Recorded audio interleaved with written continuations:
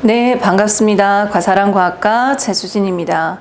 오늘은 예정되었던 초등과학 설명회를 온라인으로 진행하는 자리를 마련하였습니다. 꿈을 꾸는 아이보다 꿈을 만드는 아이, 그리고 더 나아가 꿈을 실현시키는 아이로 성장시키기 위한 초등과학 설명회를 시작하도록 하겠습니다.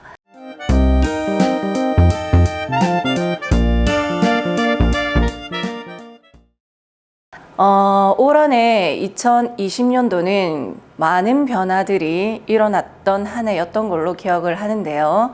그 중에서도 핫 이슈 그리고 핫 인물로 살펴보는 현실 과학을 이야기 드리도록 하겠습니다.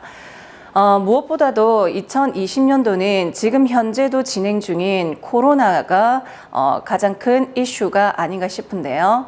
이런 코로나 바이러스는 시작부터 하여 지금 현재 이르기까지 모든 코로나에 관련된 용어들이 과학적 용어 그리고 수학적 용어로 이야기가 되고 있습니다. 또한 그 스타 다큐 마이웨이 핫인물로 소개가 되었던 이수영 회장 편에서 보면 엄청난 금액의 기부금을 바로 한국과학기술원에 기부를 하셨는데 이분은 정확하게 기부의 목적성을 확실하게 이야기를 하셨습니다. 즉 한국의 국력, 즉 부강한 나라가 되기 위해서는 바로 과학 인재 양성이 필요하다라는 걸 언급하셨고, 이처럼 현실 속에서 과학이라는 건 결국 학교에서 배우는 학문적, 즉 과목적인 특성이 아닌 반드시 우리가 익혀나가야 할 영역으로 보셔야 된다라는 거. 그래서 이제 과학은 선택이 아닌 필수 과목임을 인지하셔야 되겠습니다.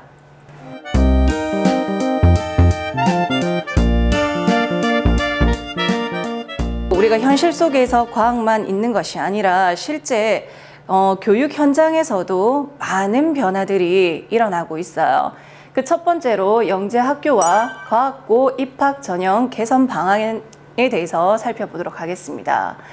영재학교에서는 선다형이나 단답형 문항들을 지속적으로 출제를 하고 있었음에도 불구하고 향후 이러한 출제 영역을 축소시키고 대신해서 정답 개방성이 높은 열린 문항으로 확대를 하겠다고 이야기를 하고 있습니다. 그리고 과학고에서는 수학과 과학, 즉 단일 교과 영역을 넘어서는 종합적 사고력 그리고 창의성, 또한 협업적 태도 등을 평가할 수 있는 문항들로 개선을 하겠다라는 이야기를 했었어요. 즉 두 학교에서 이야기하는 전체적인 그 입학 전형의 방향성은 서술형 확대라고 볼 수 있습니다. 더불어서 창의적인 열린 문항의 비중을 높이겠다라고 우리가 해석할 수가 있게 되는 거죠.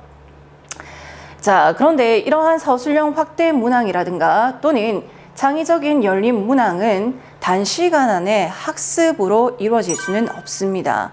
그래서 저희 과사람에서 어머님들께 현실적인 대안을 제시를 하는데 바로 언제부터? 초등부터 시작을 해주셔야 됩니다. 그런데 초등 저학년들은 고학년들과는 달리 학습적인 패턴이라든가 또는 사고적인 능력들이 차이가 나기 때문에 반드시 다양한 경험, 실질적으로 우리 아이들이 경험을 통한 학습이 되어야지만 열린 문항도 적극적으로 풀어낼 수가 있고 또한 자기의 생각을 막힘없이 적어낼 수 있게 됩니다.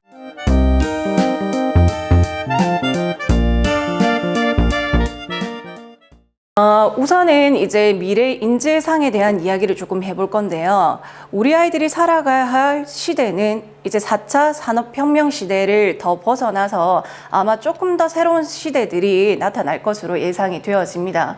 그럼에도 불구하고 4차 산업혁명 시대에서 요구하는 인재상은 명확합니다. 즉 창의적이고 융합적이며 즉 융합적 사고력과 창의력이 함께 결부되어 있는 창입 융합 인재, 즉 창의적 문제 해결력을 스스로 풀어나갈 수 있고 문제 속의 문제를 적극적으로 자기 생각과 펼쳐낼 수 있는 아이, 그리고 그 생각을 일목요연하게 논리적으로 표현할 수 있는 아이들을 요구하고 있다는 거.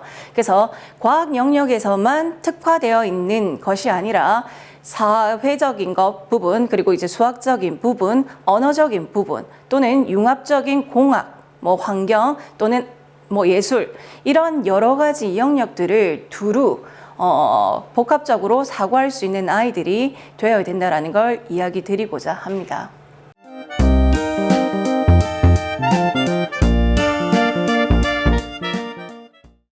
그리고 교육계에서는 패러다임의 변화가 뚜렷해요. 문제의 성격상 단일 영역의 지식을 요구하는 문제에서 이제는 두 가지 영역 이상의 지식을 요구하는 유형으로 변화가 되어 있고, 이거는 앞서 제가 언급드렸던 영재 학교나 과거에서의 인재상의 변화 또는 입시 전형의 변화에서도 알 수 있는 부분입니다. 그리고 영재 학교의 그 아래 단계라고 볼 수 있는 영재원의 시험 패턴에서도 똑같은 변화들이 일어나고 있고, 올 한 해 물론 이제 코로나 때문에 부산에서 진행된 대학부설 영재원이라든가 시 영재원의 과정 자체가 조금은 복잡했으나 역시 문제 유형은 지금과 같은 단일 영역이 아닌 복합적 유형의 문제들로 구성이 되었으며, 그리고 이제 열린 문항으로 문제들은 계속 변화되고 있다는 걸 제가 추후 보여드리도록 하겠습니다. 자, 그래서 우리 아이들이 직접적으로 이제 풀어나가야 할 문제 유형은 창의성과 그리고 문제 해결력이 복합된 창의적 문제 해결력이라는 거. 그래서 열린 문항을 얼만큼 유연하게 풀어나갈 수 있는 자질이 있는지, 그리고 그러한 능력이 갖추어져 있는지를 보셔야 될 것 같습니다.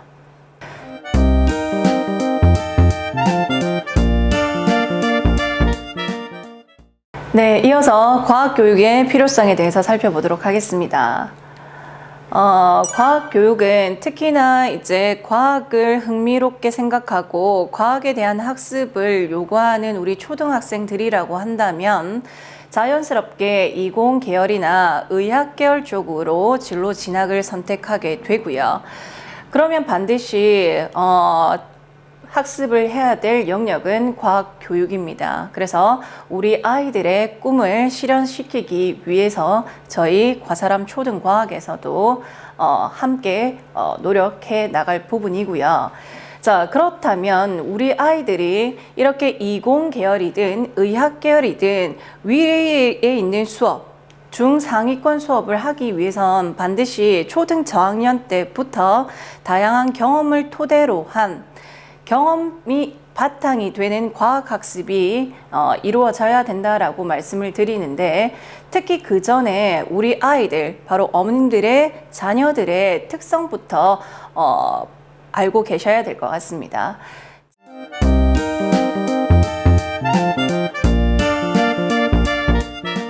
우리 아이들은 흥미와 호기심이 굉장히 많아요. 아마 어머님들 자녀들 중에서도 항상 왜라는 질문, 엄마 저거 뭐죠? 저런 현상은 왜 일어나는 거죠? 너무 궁금해요. 궁금증이 많아가지고 굉장히 질문을 많이 하는 경향성을 보이고 있다는 걸 아마 보고 계실 겁니다. 그래서 초등 저학년들은 흥미와 호기심 그리고 탐구 욕구가 굉장히 높은 상태이기 때문에 무조건적으로 만져보고 먹어보고 그리고 보려고 하는 특성이 있어요. 그래서 수동적이지 않고 매우 능동적인 성향을 가지고 있는 아이들이라는 걸 인지하셔야 되고요. 그러면 이러한 아이들을 위해서 인지 발달에 굉장히 도움이 많이 되는 영역이 바로 과학 영역입니다. 자, 그럼에도 불구하고 아직은 초등 저학년이기 때문에 중등부나 고등부처럼 어떠한 시험의 시험적 색깔이 강한 이론적 수업을 주게 되면 아이들이 오히려 과학에 대한 반감을 가지게 됩니다. 자, 그렇기 때문에 초등학생들은 순차적인 접근이 반드시 필요하고요. 그러기 위해서는 본인들이 가지고 있는 특성에 따라 1차적으로는 호기심과 탐구심을 격려해 주셔야 됩니다. 그리고 과학적 사실을 발견할 수 있도록 환경을 조성해 주셔야 되고, 그런 학습적 분위기 아래서 본인들이 사실 발견을 하게 되면 결국에는 심층적 탐구 능력이 생기게 됩니다. 자, 이러한 순차적인 접근을 누가 하느냐? 바로 어머님들도 해주실 수 있겠지만은 보다 전문적인 저희 과사람 초등과학에서 만들어가고 있습니다.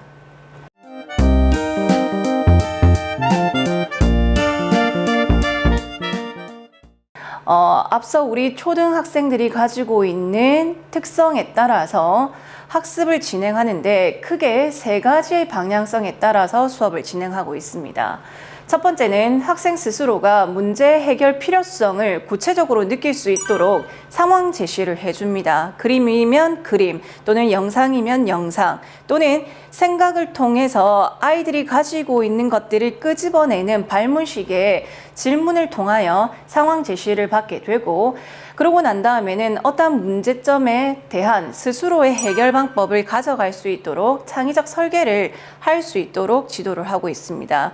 특히 초등 4학년 같은 경우에는 매 주차마다 실험적 요소를 부여하기 때문에 어떠한 문제에 따른 해결 방법을 변인 통제를 스스로 찾아가지고 실험을 설계하고 구성하고, 그리고 실험 방법을 순차적으로 계획하여 결론 도출까지 할 수 있도록 합니다. 그렇게 하면 실행의 단계에서 본인들은 성공적 경험을 가져가게 되고, 그러면 본인들이 신이 나는 거죠. 내가 실험을 했더니 나의 가설에 맞춰가지고 결과가 나왔어. 자, 그렇게 되면 본인들은 학습에 대한 동기가 더 올라가게 되고 자연스럽게, 그러면서 새로운 문제에 도전을 하게 됩니다. 자, 그래서 반드시 우리 초등 저학년들은 흥미, 동기, 이 성공이라는 3가지가 묶어져서 새로운 문제에 대한 도전의 열정이 생길 때 학습의 효과는 올라간다라고 말씀을 드리고요.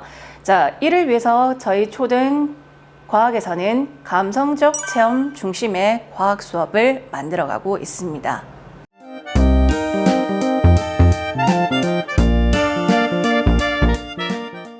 앞서도 제가 언급드렸던 영재학교라든가 또는 과학고, 그리고 대학부설영재원 또는 시영재원에서 주로 다루겠다라는, 특히나 미래 인재사항이 요구하는 그 창의적 문제 해결력 또는 열린 문제, 도대체 어떤 문제 유형을 열린 문항이라고 얘기하는데, 아마 어머님들은 이러한 문항들을 접해본 경험이 없기 때문에 몇 가지의 사례를 통해서 열린 문항의 예시들을 살펴보도록 하겠습니다.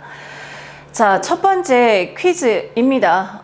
실질적으로 이게 대표적인 열린 문항이며 창의적 문제 해결력이다라고 볼 수 있는 문항인데요. 자, 어머님들도 한번 들으시면서 과연 내가 이 문제를 받았을 때 어떻게 답을 해 나갈 수 있는지, 그리고 이 문제에서 요구하는 답은 과연 있는 것인지를 한번 생각해 보셨으면 합니다.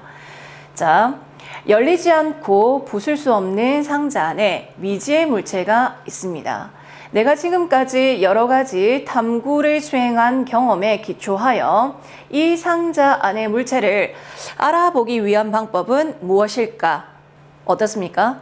자, 이 질문을 받게 되면 바로 어떤 정답이라는 게 확 떠오르지는 않을 거예요. 근데 순간적으로 고민을 굉장히 많이 하게 되는 자신의 모습을 발견할 수도 있을 것이고, 이게 진짜 문제는 맞는지, 정답은 있는지 하고 의아해 하시는 분들도 아마 계실 거라 생각합니다.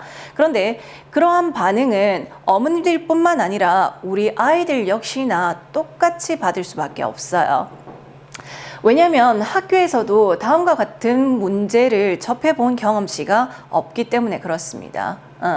그래서 이러한 유형의 문제들은 결국 앞서 얘기한 것대로 왜라는 질문, 호기심과 궁금증을 가지고 탐색하고 탐구해보고 도출한 결과가 있을 때 다음과 같은 문제를 받았을 때 고민이라도 할 수 있는 자질이 생기게 되는 거죠. 자, 이러한 문항이 열린 문항이고 우리 아이들이 기술한 답을 한번 살펴보도록 하겠습니다. 자, 열린 문항에 따른 우리 아이들의 이제 답을 한번 보도록 하겠습니다. 어머님들은 아까 정말 어떻게 답을 적어야 될지 하고 막연했던 부분들을 우리 아이들은 이렇게 이쁘게 자기 생각을 논리적연하게 표현을 했어요. 특히 이 친구 같은 경우에 뭐 문제 자체에서 가장 많이 이야기가 나올 수 있는 답은 투시입니다. 그래서 투시 말고도 이제 오감각을 최대한 이용해서 알아볼 수 있는 접근 방법을 가져봤고요. 그러면서 전자기파, 즉 유리재질이라면 전자기파를 통해서도 내부 물체를 찾아낼 수 있다 하는 것들을 이제 이야기하게 됩니다. 또 소리 정보라든가 후각 정보를 이용한 탐색도 가능함을 이 친구는 어필을 했었어요. 자, 내용적으로 유사성이 있기는 하나 표현의 접근 방법이 다른 친구의 답을 조금 더 살펴보도록 하겠습니다. 자, 이 친구 역시 뭐 감각기관을 이용하겠다라는 생각은 동일했었고요. 그럼에도 불구하고 차이점은 상자의 재질을 유리로만 보지 않고 이 친구는 또 특이하게 고무 재질로 해석을 했습니다.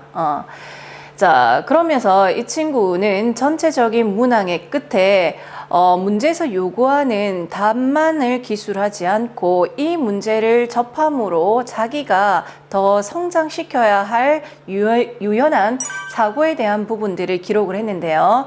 그 부분만 잠시 조금 살펴보도록 하겠습니다. 자, 문제를 여러 관점으로 끊임없이 고민해야 함을 알게 되었다. 자, 그리고 정해진 정답보다는 다른 경우의 수가 나타날 수 있음을 문제를 통해서 알게 되었기 때문에 유연한 사고가 더 필요한 것 같다라는 얘기를 했습니다. 자, 지금 제가 이 문장을 굳이 읽어드린 이유는 이 친구가 정말 열린 문항에 대해서 제대로 인식을 했다라는 거예요. 즉, 열린 문항은 아이들로 하여금 하나의 문제에 대해서 한 방향으로만 고민하는 것이 아니라 다양한 관점으로 볼 수 있는 사고 능력이 있는지, 그리고 문제 표현에 있어서도 한 방향으로 표현하는 방식이 아닌 여러 방식의 접근 방법을 보여주어야 된다라는 거, 그러한 능력이 필요함을 이제 인지한 거죠. 그래서 이 부분을 제가 설명을 조금 드렸고요. 자, 연이어서 두 번째 문항을 또 살펴보도록 하겠습니다. 자, 어머님들도 이 문항을 보시면서 만약에 내가 이 문제를 접한 학생이라면 어떻게 답을 적어낼 건지 한번 고민을 같이 해봐 주셨으면 합니다. 자, 조건은 이래요. 사람, 꽃, 에너지. 자, 세 가지 단어와 관련하여 생각할 수 있는 다양한 의문을 제시하고 또한 해결할 수 있는 그 방법들, 아이디어를 나열하라고 되어 있습니다. 그러면서 조건을 더 걸죠. 의문, 해결할 문제, 해결 방안 작성 시에는 반드시 세 가지 단어 모두 다가 이용되어야 된다고 합니다. 자, 어때요, 어머님? 이 문제도 마찬가지 받았을 때 혹하죠. 자, 그런데 실제 이 문제 역시나 초등 저학년들에게 주어진 문항입니다. 자, 그래서 지금 보면 문제 속에 문제가 있다라는 거 보이시나요? 그리고 그 문제를 해결하기 위해서는 단조로운 과정이 아니라 실제 과학적 접근 방법으로 실험 설계를 하게끔 합니다. 자, 그런데 실험 설계를 하기 위해서는 반드시 가설 설정을 해야 되고요. 가설 설정에 따른 실험 방법 제시와 더불어서 결론 도출까지가 되어야 됩니다. 그래서 이 문항은 결코 쉬운 문항은 아니라는 거. 하물며 세 가지의 단어 자체도 굉장히 독립적인 주제예요. 사람, 꽃, 에너지. 자, 그럼에도 불구하고 저희 수업을 함께 듣는 친구들은 다음과 같은 색깔 있는 답을 만들어냈습니다.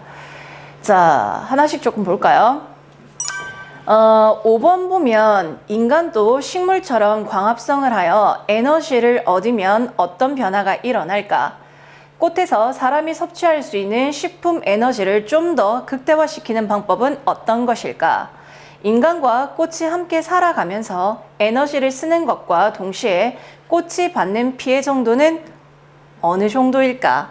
자, 세 가지의 단어를 가지고 아이들이 굉장히 유연하게 그 문제 제시를 했습니다. 자, 그런데 이러한 접근 방법도 있지만은 또 다른 접근 방법도 한 친구들도 많아요. 예를 들면 뭐 사람과 꽃 중 열 에너지의 영향을 더 많이 받는 존재는 누구일까? 그리고 사람이 직접 꽃가루를 운반하여 꽃의 번식을 돕는 역할을 자연보다 더 이롭게 할 수 있을까? 자, 어머님들이었다면 과연 이렇게 기술을 해낼 수 있었을지 저는 조금 궁금하기도 합니다.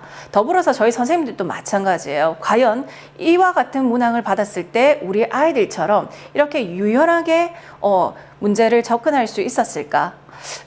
조금은 힘들지 않았을까라고 생각이 듭니다. 왜냐하면 과거에 저희들 역시나 다음과 같은 열린 문항에 훈련된 경험치가 없기 때문에 그렇습니다.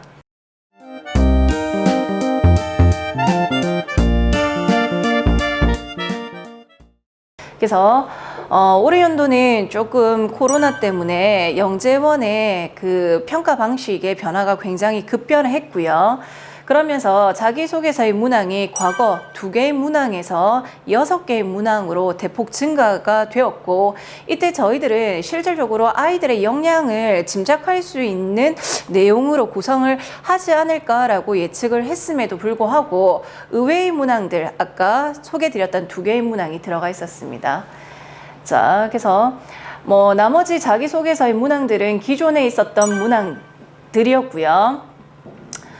자, 그래서 그 첫 번째 문항이 아까 제가 보여드렸던 그 사람, 꽃, 에너지 관련된 열린 문항입니다. 그래서 실제 이 문항에서 요구하는 것은 우리 아이들이 가지고 있는 창의적 문제 해결력을 풀 수 있는 역량이 있는지 그런 걸 이제 확인해 보기 문항이었고요. 그래서 발산적 사고, 특히나 이제 유창성, 융통성, 그리고 독창성을 평가할 수 있는 문항으로 저희가 보고 있습니다. 나머지 문항들은 뭐 기존에 있는 문항 그대로 진행을 조금 했던 것 같고, 그리고 아이들의 협업 능력이 또 평가 기준이 된다라고 말씀을 드렸죠. 과거에서도 과학고에서도 똑같이 어떤 수학, 과학 단일 지식만 요구하지 않는다라고 얘기를 드렸습니다. 즉 어떤 과제를 수행하는 과정 안에 협업은 제대로 하고 있으며 그리고 팔로우십이 있는지 또는 리더십이 있는지를 보는 그러한 문항들이 보였었고요. 자, 그러면 이러한 것들을 잘 적어내기 위해서는 결국 뭐가 필요하느냐? 실질적인 경험치가 필요해요. 해봤야지만 이러한 내용들을 구체화시켜서 적어낼 수가 있습니다. 자, 그리고 아까 처음으로 보였던 열린 문항 5번이죠. 열리지 않고 부술 수 없는 상자. 마찬가지 열린 문항의 대표 문항이었고 창의적 문제 해결력을 보겠다라는 문항이었습니다. 그리고 마지막 6째 문항은 이공계열에 따른 자기의 진로 진학에 대한 목표성, 이런 걸 이제 물어보는 문항이었고요. 자, 그래서 부산대 영재원 자소서 문항은 저희가 전체적으로 이렇게 이제 분석을 합니다. 크게 6개의 문항이긴 했는데 대표적으로 2개의 문항이 열린 문항으로 구성이 되어 있었다라고 말씀을 드렸고요. 근데 이 문항이 굉장히 잘못 읽으면 오답으로 갈 수 있는 문제였어요. 그래서 아이들이 짧은 시간 안에 지문 내 그 문제 핵심을 제대로 파악하느냐가 관건이었다라고 보여지고, 자, 그러려면 언어적인 능력 그리고 문제에서 문장을 해석할 수 있는 능력이 반드시 필요합니다. 자, 이러한 것들은 단시간에 분명히 잡히는 능력이 아니라고 말씀을 드렸어요. 그래서 저희가 이제 어머님들께 매번 부탁드리는 것 중에 하나가 다양한 경험 또는 여러 영역의 정보들을 빠른 시간 안에 효율적으로 가져갈 수 있는 학습은 바로 독서 활동이라고 말씀을 드려요. 근데 실제 아이들이 책을 많이 읽은 아이들은 정말 정보력이라든가 표현력이 정말 남달라요. 그러다 보니 이러한 문제들을 만나도 당황하지 않고 충분히 자기가 경험했던 내용들을 바탕으로 서술을 할 수가 있는 거죠. 자, 그리고 책을 많이 읽은 친구들은 역시나 짧은 시간 안에 논지 파악이 빠릅니다. 자, 그래서 해석 능력 반드시 키워져야 할 능력으로 보여지고요. 그리고 다양한 정보와 경험이 바탕이 된 사실적인 이야기가 들어가야 합니다. 거짓말로 할 수 있는 부분이 없어요.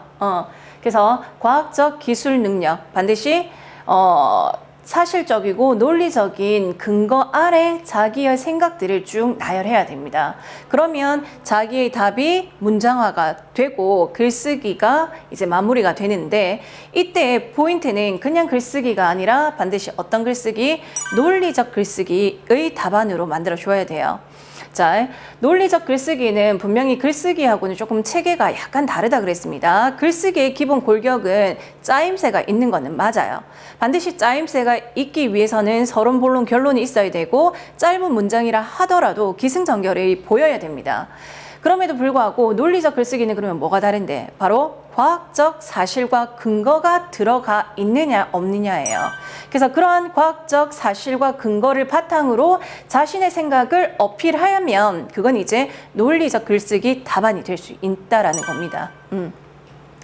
자, 그래서 이제는 결과 중심의 평가가 아니라 우리 아이들이 여태까지 쭉 해왔던 과정 중심의 평가로 바뀌고 있고, 이거는 지필평가에서 다 녹여낼 수는 없어요. 그래서 반드시 행동으로 할 수 있는 경험치, 실험적 탐구 능력이 함께 뒷받침되어야 될 것으로 보여집니다.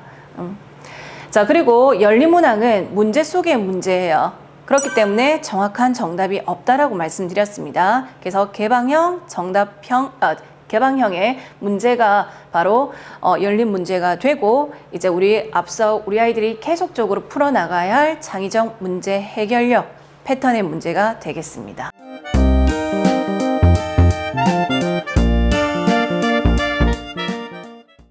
그리고 평가 도구가 여러 영역에서 지금 변화되고 있어요.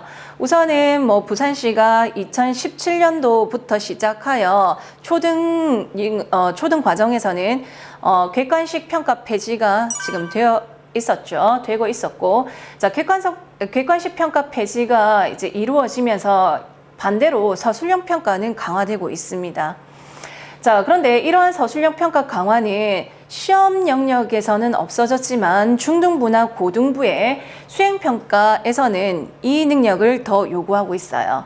그리고 영재원 문항에서도 창의적 문제 해결력이 융합적인 형태로 다양한 주제 그리고 다양한 문항으로 지금 변화되고 있고요. 그리고 4월이면 우리 알다시피 4월은 과학을 하는 친구들이 굉장히 기다리는 달이기도 합니다. 왜냐하면 자기가 좋아하는 영역을 막 표출할 수 있는 달이기 때문에 그렇죠. 바로 4월이 이제 과학의 달이기 때문인데, 이때 우리 아이들이 가지고 있는 영역을 뽐내기 위해서 탐구올림픽 대회가 진행됩니다. 자, 그런데 탐구올림픽 종목에서도 지금 평가 방법이 확실하게 과거에 비해서 많이 변화가 됐어요.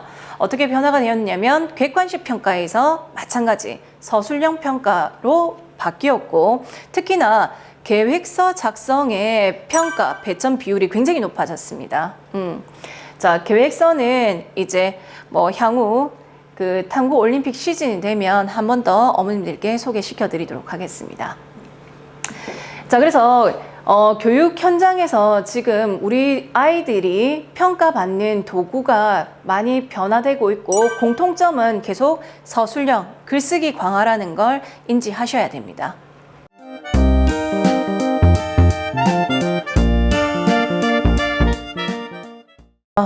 이번에 코로나 때문에 지금 시형제가 끝을 조금 안 내고는 있지만은 과학영재 교육에서도 마찬가지 변화가 조금 많이 일어나고 있어요, 어머니. 그래서 올해년도 시에서 진행했던 영재원 문항의 문제들 유형을 잠시 보여드리도록 하겠습니다. 어떻게 변화되고 있는지만 볼게요. 내용적인 부분들은 향후 저희 영재원 분석 설명회가 또 한 번 있을 때 자세하게 풀어내도록 하겠습니다. 자, 우선 초사 과정 수행평가 문항이었습니다. 보시면 주제는 지구와 달이라고 해서 교과 과정에 있는 주제이긴 한데 접근 방법이 달라요. 아이들에게 지필 문항을 주기는 했었으나 이 문항에서 영상을 보게끔 합니다. 즉, 시청각 자료를 통해서 우리 아이들이 문제를 인식하게 되고 그 문제를 풀어나갈 수 있는 능력치를 보겠다라는 거죠. 색다른 접근 방법입니다. 자, 그래서 짧은 시간 안에 집중하여 이해가 가능한지, 그래서 기억력 테스트도 할 수도 있고요. 그 다음에 짧은 문장 안에서 논지 파악을 할 수 있느냐를 볼 수 있는 문제이기도 합니다. 자, 그리고 답은 한 가지를 요구하지 않고 항상 가지수를 많이 만들어내고 있죠. 자, 이거는 우리 아이들이 가지고 있는 영재성, 유창성과 융통성을 보겠다라는 부분입니다. 자, 관련 동영상, 지금 우리 아이들이 코로나 사태를 통해서 지금 다양한 기기들에 노출이 되어 있는데 이 시기에 다음과 같은 학습 자료 동영상들을 많이 보게 해주시는 것도 저는 좋을 것 같아요. 자, 마찬가지 초사 수행과정 평가안에서 곤충에 관련된 문제입니다. 자, 그럼에도 불구하고 그냥 그 곤충의 특징을 묻는 것이 아니라 곤충의 특징을 바탕으로 해서 새로운 발명품을 설계하는 문항들이 나왔어요. 자, 이런 거는 독창성을 묻는 문제이고요. 자, 그리고 초5, 6과정 수행평가에서도 마찬가지 동일하게 영상을 보게 하고 문제를 풀게 했습니다. 자, 이처럼 지금 우리 아이들이 이제 나가야 할 문제 패턴들은 그냥 책에서 배운 암기식의 내용들을 체크 해가지고 푸는 유형이 아니라는 거예요, 어머님. 그리고 지문 내용, 간단한 문제에 대해서 답을 적는 게 아니라 시청각 자료 안에서 문제의 핵심을 파악해가지고 자기 생각과 과거의 지식들을 종합해가지고 답을 적게끔 하고 있습니다. 자, 마찬가지 초5, 6과정에도 동일하게 발명품을 설계하라는 문항이 나왔고요. 자, 그리고 중1 과정으로 가게 되면 조금 질문 자체가 전공 지식 계열로 조금 빠지는 건 있습니다. 즉, 초등 과정까지는 아이들이 많이 열려져 있기 때문에 다양한 사고가 가능은 해요. 근데 중고등부가 되게 되면 솔직히 열린 사고보다는 지식적 내용들, 닫힌 지식적 내용들을 조금 받아들이다 보니까, 그리고 학습적으로 좀 더 심화되고 내용이 이제 전문화 되다 보니까 전문적인 영역을 묻는 문항들이 조금 나오고는 있습니다. 그래서 초등 때 학습해야 하는 방법과 중고등부 때 학습해야 하는 방법에 색깔 차이가 있다라는 걸 조금 인지해 주셨으면 좋겠고요. 그럼에도 불구하고 이제 평가 도구에서는 마찬가지 영상 시청, 그리고 발명품 만들기, 그리고 가지수 여러 개 있는 거, 즉 패턴의 변화는 거의 동일하다는 거, 문제 패턴의 변화는 동일하다는 걸 알 수 있습니다. 자, 관련 영상 정보 이런 것들이 있고요. 자, 그런데 신기하게도 우리 아이들이 저희들 때보다 이러한 시청각 자료에 많이 노출이 되다 보니까 이런 미디어를 통한 그 정보들은 벌써 본 친구들이 있다 하더라고요. 그래서 자기네들이 오히려 봤던 영상이 나와서 재밌었다. 그리고 선생님 우리 이거 수업 시간에 보지 않았어요? 하고 얘기하는 친구들이 있어가지고 역시나 발빠르게 우리 아이들은 변화를 진짜 쉽게 하고 있구나 하는 걸 또 알 수 있었습니다. 네. 다음 문항은 중1 과정에서 진행됐던 문항인데 딱 보시면 답안지 구성이 보고서다라는 느낌이 드시죠? 맞습니다. 말 그대로 탐구 계획서를 작성하라는 문항이었어요. 그래서 특정 주제를 선정하여 자기가 생각한 가설부터 시작해서 실험 설계, 변인 통제, 그리고 이제 실험 과정, 그리고 자기가 생각하는 결론까지 기술을 하도록 하는 문항이었습니다. 자, 그런데 이러한 문항은 이론적 낀 것만 되어 있어서는 되지는 않고요. 실제 경험이 바탕이 될 때 가능하기 때문에 우리 아이들은 충분히 자신 있게 풀었던 문항으로 기억을 합니다.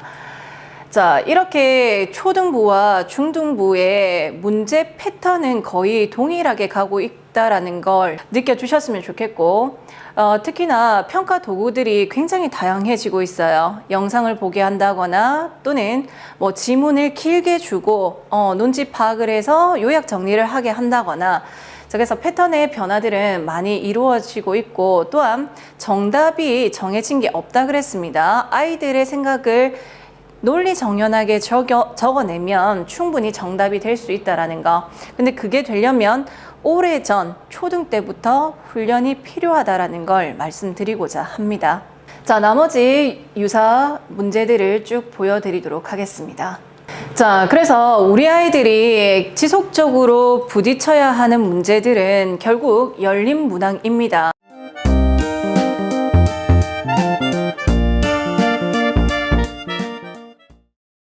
그래서 이러한 열린 문항의 유연함을 올리기 위해서는 뭐가 필요할까라고 저희가 조금 정리를 해봤더니, 우선은 초등부도 마찬가지이고요. 그리고 중등부는 더더욱이나 필수적입니다. 교과 개념은 확실하게 잡아야 됩니다. 그리고 심화 해석이 가능하도록 생각을 확장시킬 수 있는 내용으로 학습이 되어져야 되고요. 그리고 기본적인 자질입니다. 이제 과학에서는 실험 탐구 능력은 반드시 아이들이 체험을 통하여 본인 스스로가 탐구한 능력치가 있어야 됩니다. 그래서 실험 탐구 능력은 기본 자질이라는 걸 반드시 인지하셔야 되고요. 그리고 문제 유형안에서 답의 표현에는 창의성과 융통성, 그리고 독창성과 민감성을 다 볼 수 있는 패턴의 문제들, 그리고 답안을 요구합니다. 자, 이러한 문제들은 사실적으로 학교 현장에서 볼 수 있는 문제들은 아닙니다. 이거는 특화되어 있는 유형이기 때문에 영재 교육원에서의 시험 패턴의 훈련들도 시켜주셨으면 좋겠습니다. 자, 간혹 어머님들이 이런 얘기를 하면, 그러면 영재원 반드시 보내야 돼요? 합격을 하는 게 목적인가요? 라고 물어보시는데, 물론 대비를 하여 영재원에 합격하는 거가 가장 이상적이긴 하나, 저희 선생님들 입장에서는 우리 아이들이 열린 문항에 노출이 되는 것 역시나 큰 학습이기 때문에 영재원은 경험에 의한 도전 과정으로 봐주셨으면 하고요. 그런 도전 과정 안에 우리 아이들은 충분히 한 단계 또는 두 단계 성장을 하게 됩니다. 그래서 그러한 성장의 결과를 어머님들은 영재원으로 보셨으면 좋겠지, 합격이 반드시 영재원의 끝이다라고 생각은 안 하셨으면 합니다. 자, 그리고 무엇보다도 지금 중요한 거, 객관식이 폐지되었기 때문에 주관식과 서술형은 비중도가 높아지는 건 당연해요. 그런데 이때 글쓰기 중에서도 어떤 글쓰기? 과학은 논리적 글쓰기가 바탕이 되어야 됩니다. 자, 논리적 글쓰기가 되기 위해서는 계속 강조드려요, 어머님. 독서 활동 시켜 주십사라고 말씀을 드렸고요. 그리고 대부분 이제 적극적으로 우리 아이들이 실험을 했던 요소들이 반드시 있도록 경험치 만들어 주셨으면 하고, 그리고 적는 활동도 집에서 자기가 습관화 될 수 있도록 그렇게 분위기 조성을 해 주셨으면 합니다.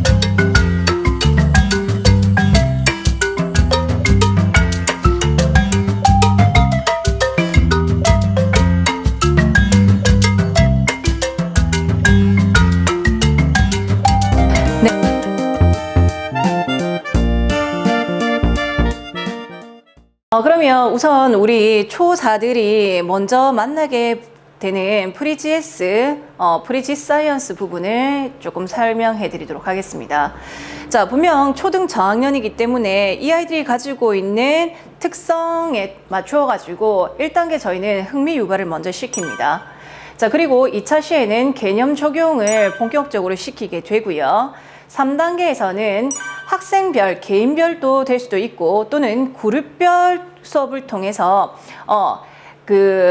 질문에 따른 실험 설계를 스스로 할 수 있도록 합니다. 그리고 그 실험 결과에서 본인들만의 창의적 산출물이 나오게끔 하고 있고요. 그리고 최종 4단계에서는 수업에 대한 복습으로 집에서 할 수 있는 가정학습, 즉 노트 정리 과제를 부여받게 됩니다. 자, 그렇게 프리지에스는 저희가 다음과 같이 4단계의 수업의 형태로 진행을 하고 있다라고 보시면 될 것 같고요.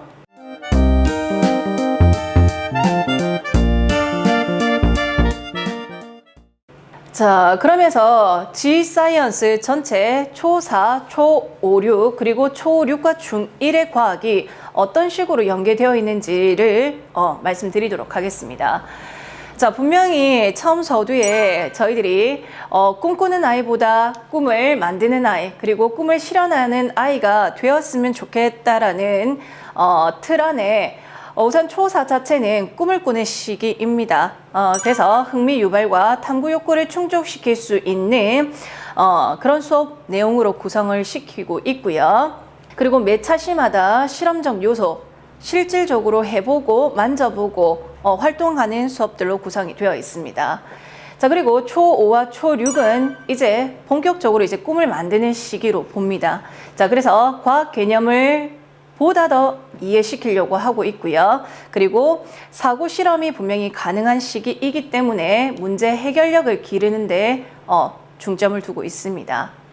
자, 그래서 주변 세계에 존재하는 과학적인 사실 발견에 따른 심층적 탐구 수업이 바로 G사이언스가 되겠습니다.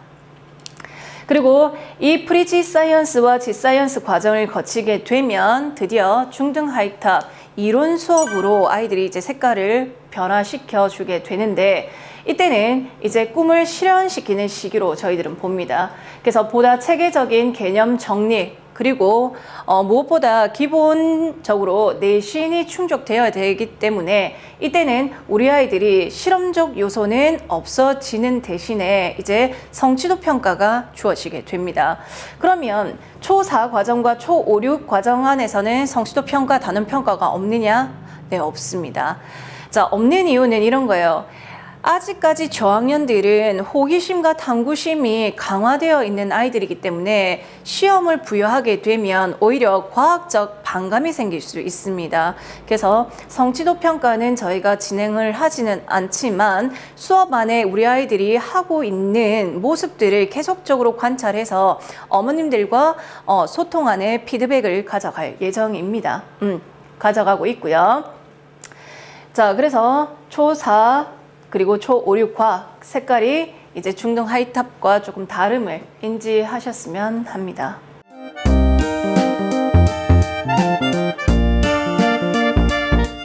네, 이어서 과사람 초등과학 프로그램 커리 일정을 소개해 드리도록 할게요. 자, 보시면 저희 과사람 초등과학은 초4부터 시작을 하게 됩니다. 그래서 초4 프리 G사이언스 1년 과정을 거치게 되고요. 자, 이 1년 과정 안에는 월 테마 각 한 개씩의 주제를 가지고 개념 정리부터 시작하여 심화 개념까지 도출하도록 구성을 시켜놨습니다. 그리고 초5와 초6이 되면 G사이언스라고 해서 프리-GS와는 조금은 다르게 이제 학습량을 증가시키기 위해 실험 자체를 감소시키되 사고력이 되는 과학 실험으로 색깔을 조금 바꾸고 있고요. 그러면서 수업 시간은 4학년보단 2배 증가된 3시간 수업으로 진행을 합니다. 자, 그리고 이때는 물질 전공 선생님과 화생 전공 선생님 각 2분의 선생님이 각각 90분씩 수업 체제를 가져가 주실 겁니다. 자, 그리고 예외적으로 초6인데 오랫동안 호흡을 했던 친구들은 빠르게 그 사고 과학이 가능해요. 그래서 그런 친구들을 대상으로 입반 테스트를 보게 되면 자, 통과를 했을 경우에만 조금 더 빨리 중등 하이탑 수업을 받게 됩니다. 자, 그래서 크게 초4는 프리지에스 1년 과정, 그리고 초5도 1년 과정, 그리고 초6도 1년 과정으로 구성되어 있다는 거 기억해 주시면 될 것 같고, 이제 부분마다 영재원 대비 특강 시즌과 탐구올림픽 대비 특강 시즌이 다음과 같이 진행될 예정입니다.